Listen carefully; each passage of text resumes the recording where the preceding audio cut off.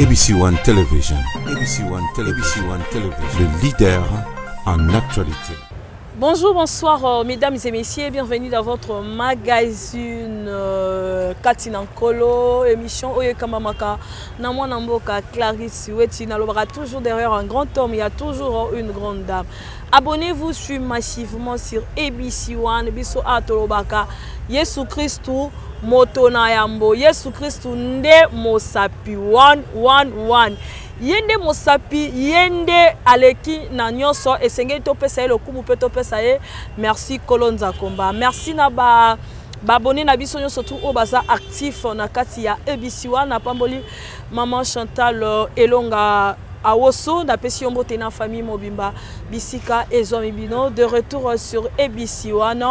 Je vous aime, je vis que de votre amour. Le lot sur le témoignage, je reçois pour vous un serviteur de Dieu qui s'appelle le prophète Joël Oyotokomeka Ampeko Solanaye.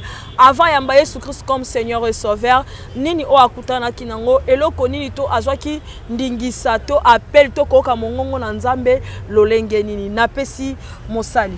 Shalom papa. Shalom maman, shalom na bato balanda biso. Maman Chantal Awoso. Maman Chantal Awoso to pesi mbote. Grande sœur évangéliste Elonga. Ah maman to pesi mbote to lingo mingi nzamba pambola epenza. Vraiment ba tout dire surtout na pamboli bino bisika bozali. Oui, avant toute photo quand vraiment na mozino to na témoignage na biso alelo, il y a de circulation, pas mal ce qui se passe. On va essayer de parler sur cette situation de rythme Samoyo Kinzemba Sali. Bon. Match Sili. Match Sili. Bon, azasi na ba thème na ye ou na ba texte na ye. Non, je touche ça, c'est parce que tu es un serviteur de Dieu. Oui, oui. Dernièrement, tout ça qui est une émission, oui, oui. On a parlé na libala na ye. Oui, oui. Mais en voyant clip wana na otindelo lien. Oui. Au romona alobi mama loba onyo surtout batu batelemela ki. Yoriti ozoba la mobala aza nzambe te, yoriti oza lata ba pantalon pona nini, yoriti boye na boye match sili bata bozoloba na hôtel sima te pona za libanga ya Mungu et naza libanga ya Mungu te lokola mwasi à l'autre. C'est ce qu'il a dit. Résumé nos amis. Merci maman Wechi. Omoni na domaine oyo. Biso ba tout sambela. Toza trop na ba critique na ba biloko mosusu. Et même dans la Bible, c'est autant que dans la Bible, et ça dans la Bible. Ok. Moni, et le c'est le problème de la doctrine. Moni, lorsque batu bazo sambela, ba bi doctrine té de bazo kufa. Ok. Moni, effet que ozo kola na vie chrétienne, il faut le rechercher la connaissance. Ceux qui montent là ti pantalon, ils ont rien à voir avec la doctrine. Okay. Parce que la doctrine c'est lui-même Christ. D'accord. Maman, mais ce qui na ba mboka mususu awa. Na ba États-Unis na ba Canada. Bamboka na tamba ivera. Autre pantalon. OK. Ils ont rien à voir na doctrine. So mutangi tambala. Oh ne to ga zo te ça ba fou la doctrine. O polo lo ils ont rien à voir na doctrine. Tout wana ozomona wana c'est ça ezaba ba ça dit ils a coutume ou la tradition. Mais est-ce que une fille au azo yembela nzambe la chasse chrétienne? Est-ce que tu as besoin de test na kata ba? Bon, mais bayembi bazong sara ba réponse na banzemo na bango mais na ina vanda pena on a tena expliquer le moza très capital. OK. Soki mutu azu mobali oyo ayebi nzambe te. Mais na nzanda ko yeba nzambe. OK. Mais tango Yesu akuta na Pierre na Marc chapitre 5. Pourquoi Yesu akuta na Pierre? Pierre c'est un péché. Comme na Pierre était comme na Simon. Simon la siki nzeto za vie zo tepa tepa. D'accord. Mais Jésus longo na vie alongo na kombo ya Simon comme ça na kombo ya Pierre za libanga. Ça dit vie ya mutu ba likolo ya rock. Et le coup faté, vient monter vers l'icoro à rock, l'icoro à parole. Ah, comme ainsi. Peut-être qu'il y a le roi Simon. Il y a le roi la pierre. Azou ramener le roi na combo Simon, na combo pas comme c'est chrétien. Sauf qu'il a la capacité wana. Bon, ma belle n'est wana. Mais tant que Yesu est devant Pierre, Pierre a mis longa pe mena pour na péché. Parce que mais c'est lui-même Jésus ne craint pas parce que Yemo c'est lui Yemo a péché. Jésus est mort à péché. Jésus est mort au péché, Jésus est mort au tout. Mais lorsqu'il a coûté la pierre, est-ce que Pierre a dit comme mon Christ, tu es comme apôtre? Mais Jésus a façonné ta vie. Non, moi, Jésus a changé ta vie. Moi, je voulais juste Kolobake. Est-ce que cette chanson, c'est une chanson chrétienne ou bien et ça a droit de réponse par rapport à un mariage? Ce qui est un mariage, c'est que comme Nzembo on a pour naïe. Ils ont pour nous c'est la batuba. Match Sili. Ils ont pour nous c'est la batuba matongi ils ont mabé. mais ce combo les glorifier Christ dans quantité pourquoi ça yoka OK. Et c'est important c'était le mot, c'était voilà. Je voulais voilà. voir la réponse de la part de l'Éternel, c'est-à-dire que cette chanson c'est glorifier Nzambete. Tina nango ezate. Tina nango ezate poto oyemba banzembo le roi na kati église te to éviter to tango na tango adoration. To tango na tango ya louange. Nzembo rythme ça masali to tango na tango ya nino ya offrande. Donc jusque là je comprends pas. Titre mobimba matesi to combiner bato ndembo. Biso bato to kosambela na église reste à vérifier. Mais maman wetina sengi na yo mukomuso to leka. To meka lobana aussi la doctrine. Voilà. Parce que nazo mona déjà trop to expliquer on va parler sur la doctrine de Jésus-Christ. Et za la malamu. Et aux amalamu voilà. Rapidement aujourd'hui notre qui est encore notre frère, Tobengé frère Karmapa Olelo Azali na kati ya justice. Azo samba lelo azo samba na hôpital na biso hôpital hôpital à l'état maman yemo azo soana, c'est-à-dire que ce que moi j'ai compris ça l'état ndé a fundi Karmapa. Oui. Parce que Karmapa a yembi ba certaines réalités où elle est kana na hôpital à maman ye. Oui. Na texte na ye ezali que hôpital ezala na courante preuve ane que ami da mutakena otika groupe électrogène kuna Amida moi si ya maman Amida moi si ya Vital Caméré preuve année ba yamba batu na barete preuve année batu bakufa bongo preuve année basundola batu na bakulwa preuve année ceux qui batu bakina ba maternité kuna foka césarienne dans des histoires comme ça que Karmapa a chanté a oleli intérêt ya population.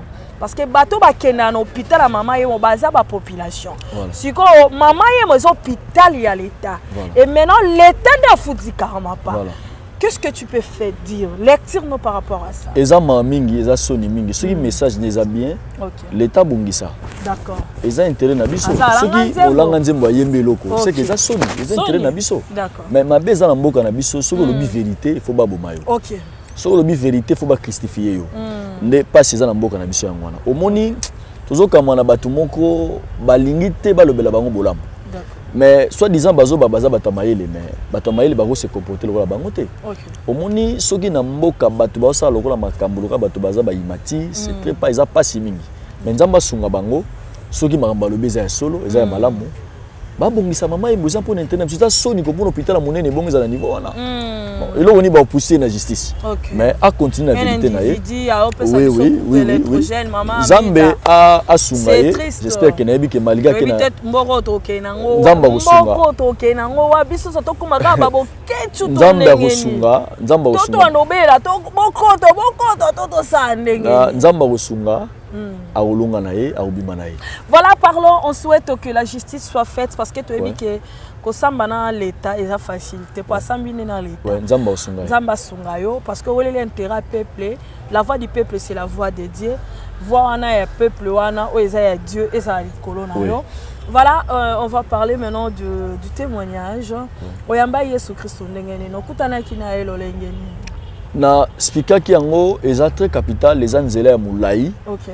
Toko zopena batin ko expliquer nzela ngo mais na lobaki ya liboso ke ko tango to yambe avato yamba yesto lagi na message to bande ko sala. OK. Nazaki changer mais nazoka message utaka pa ya mama ndamona yoka message ya Nzambe te po aweza mba liboso bato ya ABC One balanda ba kapenda tango lobaki yango peut-être lobaki yango na chaîne mosusu ba biso ba liboso to yanda na kosengo za na biso mo maleme ti place to kosuka. Merci.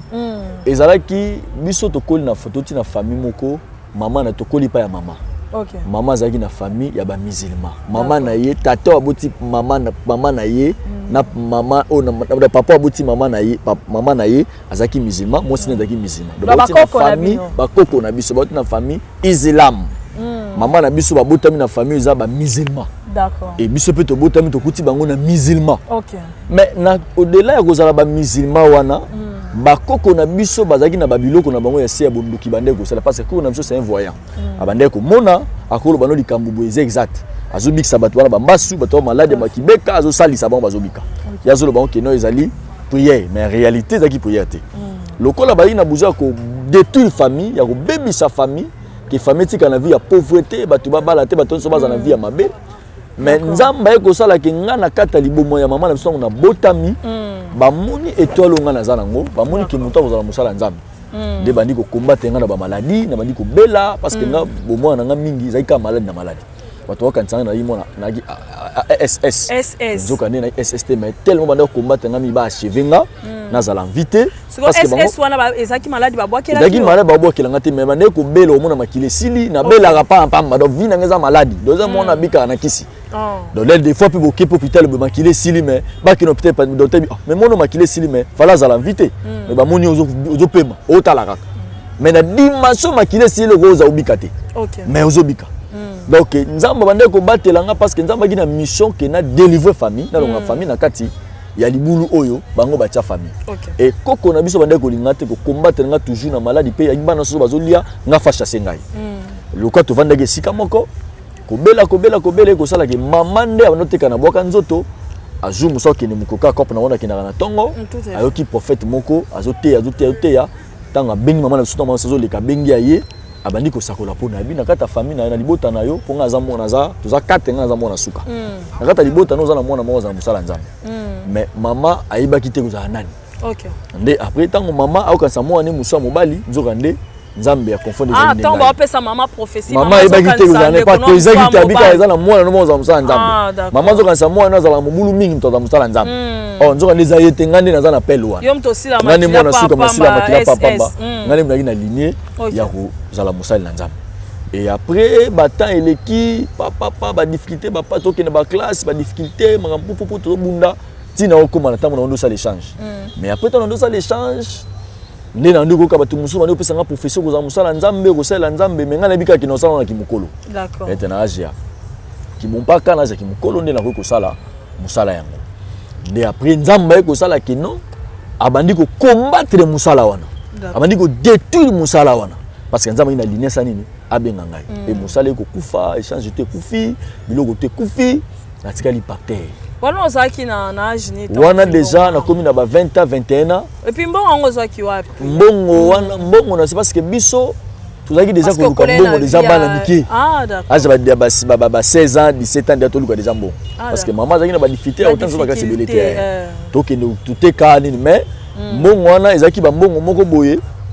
ndeko nanga monde ko sana liboso nanga to babandaka na musala liboso nde aye ko pesa nga mbongo ponga pe to kaboli misala do to so nesika moko bino yo kende yo tingala tika la côté yo kende usala côté mususu nde na bandi ko sala échange wana et na bandi pe ko se multiplier na ngompe ko la pe na niveau ya mbongo tellement to yo sala bambiance belé bambongo pa to ba yo za da pato si mbongo za na changer mo na muke et ko sala ke tangu na toi na za so na mbongo te na tikali par terre bambonga wande po sey moto mozo pe bambonga bafika to kindo defa bafika bambonga par crédit ozongisa na koti banyungu to na kuina tikali par terre na so eloko te sala fika paye banyungu misu bafuteli nga ofutela na ozonga na ndako na fani olukeli su mama ba problème yesu ya grave ndeta na ozonga na ndako ni na bandi kovanda ende na bandi sikoyo jour moko na okiposa o prier yo moko nanda ko ngamba tu es fini oye ba to na belo no sala te tangu na koti puye na zero na na mugana sambela omuto mutako na faiblesse ça suni logo te les posa o sambela yaka mais ngeza ki posa ya bongo te mais j'ai conviction de pousser nga na prier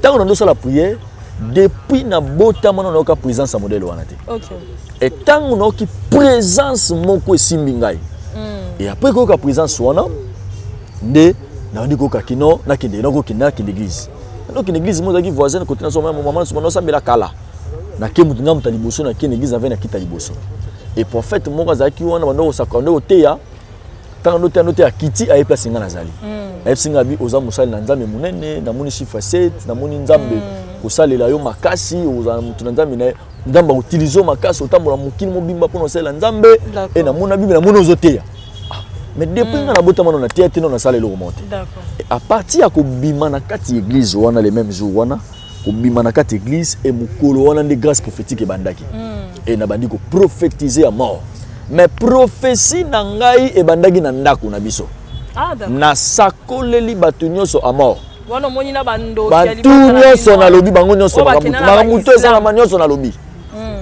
et nde wana le na ndo sa pe baninga nga musona na bango nde likabo bandi ko se manifester papa pati papa nanga autant na bando ça l'échange ndai ko zwa ngai tout mo kinda ngane mais tant non ken évangile non kinda kuna na intercession na prière na batu ba roya 50 na sakoli batu ba roya sango na nge panzani prophétie et soit qui automatiquement ou taka église bokolo qui peut ça automatiquement directement malamment comme nous mesure ngai na legaki na kidam te na legaki na ni te direct jamais na repentance te ngamba moko direct makambo bandi donc ngai banda bongo ngai na legaki tante non est-ce que kidam te mais nazoka déjà baptême avant mais na legaki na ngana na comme na legaki na ngana déjà baptême mais nazaka na mokili nazaka ngamba munangai un pas dedans un pas dedans non vivre na ngamba nazoka da baptême OK mais tangu makambo nzambe ye bandi mbala moko prophétie bandi muye bandi nde ali nzamba bandi ko sala nga depuis na botamano na yoka niveau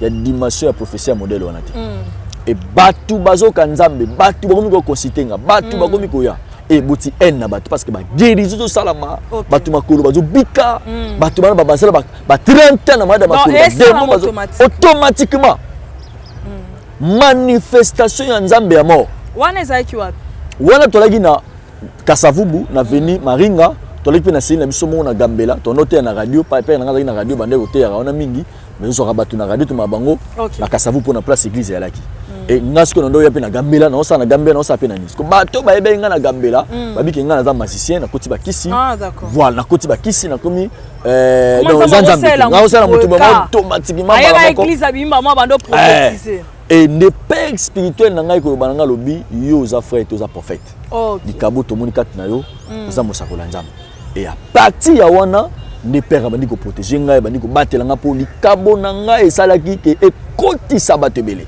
d'accord et ndano la sanga ibindi ba la sanga ndeni batanga la bible po na ebagi même mata alphabet biblique te ya la sanga bandanga na Genèse ti ko na apocalypse et à partir ya wana nde ministère nanga ebandaki jalousie kota kité jalousie ya makasi batu nyonso bitoto papa nanga bayinaki ngai mais parce que nakate tonga tangu ba misuku to ba panzana bakenda po ngana po na ngai bayini père nanga ba po na ngai mais père azaki na confiance alinga nga minga azaki na ngai pe to continuer ko sambela ko sape batu bazo ya kaka na olala buna kangi misubu na zana kata osoka na ikosu de mesanga na mutu kingani kombo tel mais Dieu ba so na yela biwo ke zula mutu wana mais bato benga mbabe ko masise zula nga mutu kingani yaka na ya zwano donc dimension moko de jamais vu extraordinaire Zamba zali pas moi. Grâce wana ti lelo eza? Oui, grâce ekufa raté pour la rater, mais na ko expliquer batu à propos ya connaissance na komi nango lelo. Voilà. À propos ya haute dimension na comprendre maman Nzambe, na ko pesa batu question parce que na muto la sanga maman Nzambe lelo aza invité na ko tanga biloko nyonso wana. Osuki wapi na bato bandoki ya libota o basaki mauvais sort ya SS na nzoto na yo. Bandoki ya libota na ngai o bakombatanga to bundi na bango bitumba pendant longtemps. OK. Mais na longi bango. Bango tu bakufi. Ah d'accord. Bomi bango, si on ngande sur le plan spirituel, ngande na komi gérer en famille. Ah d'accord. Donc tous les si la spiritualité, muta dominer zangai. Parce que bango bande dominer. Bango ba ina force. Longo na ngasi na cheve bango. So ngana komi na force puisque bango. Okay. Donc dans le monde spirituel muta ko pere lo ngazate. OK. Parce que soki na noté olongi na famille na yo, c'est non okutana nza au côté de la dimension makasté. Donc pour olonga d'abord faut bano na famille. Il faut achever dans bateau ba combattre na famille. Pose un impact ke liboso. Yango mona tangu nzamba azui Moïse atinde 40 ans na désert, Dieu a tikali ko s'opérer pas pour ma pharaon azaki liboso o aboyaki David na kati aboyaki Moïse na kati ya Égypte. Après nzamba bisa bisiko si na boyi banguna na onyoso zonga na Égypte. OK. OK, ce qu'on peut faire attaquer na pharaon atikali kuna. Parce que ça va na Israël. Oui oui. Donc ce qu'on a comme un pifopé na pouvoir, il y a un que bateau banakata libota. Au bakende liboso. OK. Voilà, chers téléspectateurs, j'ose croire que Jonathan, non, parce que je me suis habituée à Jonathan. Il y a Denis Mustapha derrière la caméra.